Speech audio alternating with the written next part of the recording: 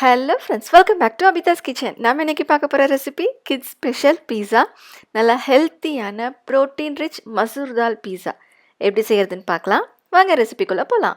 முதல்ல டாப்பிங்ஸ்க்காக நம்ம tandoori marination ready பண்ணிக்கலாம். அதுக்கு 1/2 டீஸ்பூன் அளவு மிளகாத்தூள், சீரகத்தூள் 1/4 டீஸ்பூன் அளவு சேர்த்துக்கலாம், தனியாத்தூள் 1/2 டீஸ்பூன், கரம் மசாலா 1/4 டீஸ்பூன், இந்த மேரினேஷனுக்கு ஏற்ற அளவுக்கு உப்பு சேர்த்துக்கலாம், இஞ்சி பூண்டு விழுது 1 டீஸ்பூன், நல்லா கட்டியான தயிர் 2 டீஸ்பூன் அளவு சேர்த்துக்கலாம்.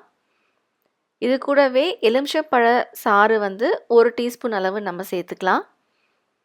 இப்போ இந்த மசாலாவை நல்லா மிக்ஸ் பண்ணிவிட்டு நமக்கு என்னென்ன டாப்பிங்ஸ் வேணுமோ அது எல்லாத்தையும் அதில் சேர்த்துக்கலாம். நான் வெங்காயம், குடமிளகாய், அடுத்து டோஃபு சேர்க்குறேன். டோஃபு இல்லைனா நீங்கள் பன்னீர் கூட சேர்த்துக்கலாம். இது கூடவே தக்காளி இல்லைனா ஸ்வீட் கார்ன், மஷ்ரூம் எது மாதிரி சேர்த்தாலும் ரொம்ப நல்லாயிருக்கும். ஒரு 10 நிமிஷம் போல் ஊற வச்சுட்டு இப்போ ஒரு கடாயில் 1 டீஸ்பூன் அளவு ஆலிவ் ஆயில் சேர்த்து நம்ம ரெடி பண்ணி வச்ச மேரினேஷன் சேர்த்து எல்லா பக்கமும் நல்லா வெந்து வர அளவுக்கு நல்லா இந்த மாதிரி வதக்கிக்கோங்க.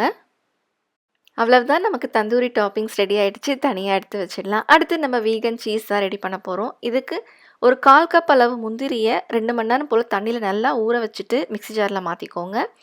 1 டீஸ்பூன் அளவு எலுமிச்சை சாறு, டோஃபு ஒரு 4 பீஸ் அளவு சேர்த்துக்கலாம், இல்லைனா பன்னீர் கூட சேர்த்துக்கலாம், கொஞ்சமாக உப்பு, ரொம்ப கம்மியாக தண்ணி சேர்த்துக்கோங்க. அப்போ தான் நமக்கு திக்கான கன்சிஸ்டன்சி கிடைக்கும்.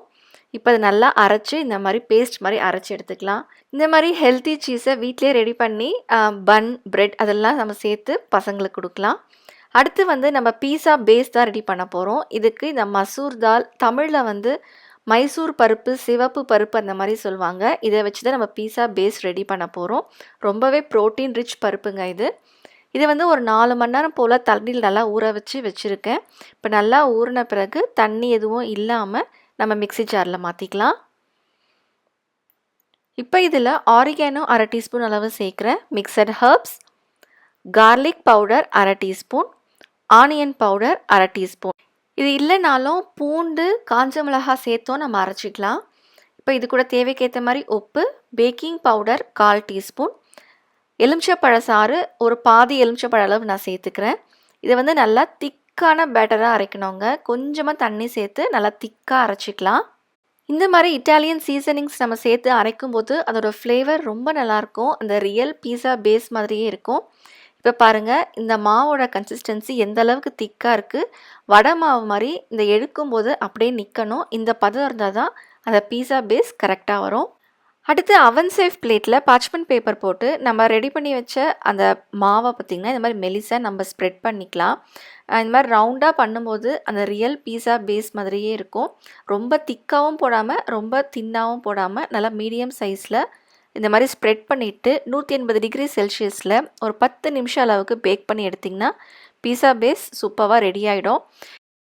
இப்போ பாதி அளவுக்கு வெந்திருக்கும். திருப்பி போட்டு திரும்பவும் ஒரு 7லேருந்து 10 நிமிஷம் அளவுக்கு திரும்பவும் பேக் பண்ணி எடுத்திங்கன்னா பீஸா பேஸ் ஓரளவுக்கு நல்லா ஸ்டிஃப் ஆகிடும். இப்போ நம்ம முன்னாடியே ரெடி பண்ணி வச்ச பீஸா சாஸ், இதில் வீகன் சீஸ், அதுக்கப்புறம் மேலே டாப்பிங்ஸ் இதெல்லாம் போட்டு திரும்பவும் நம்ம பேக் பண்ணி எடுத்துக்கலாம்.